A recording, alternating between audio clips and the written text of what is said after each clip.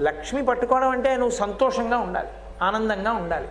ఇంతకుముందు చింకి గుడ్డలు విప్పి మంచి గుడ్డలు కట్టుకోవాలి, చక్కటి ఆభరణాలు పెట్టుకోవాలి, మంచి అన్నం తినాలి, కాలం కలిసి రావాలి.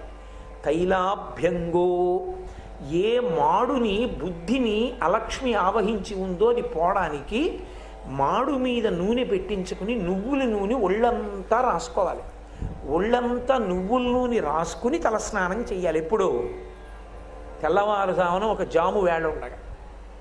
అలా చేస్తే తైలాభ్యంగో విధీయతే. అలా దీపావళి పండగ నాడు స్నానం చేసి దీపం ఎవరు పెడతారో అలాంటి వాళ్ళందరికీ కూడా ఒకటి పాప పరిహారము, గంగా స్నానం చేశాడు అని ఫలితం వేసేస్తారు.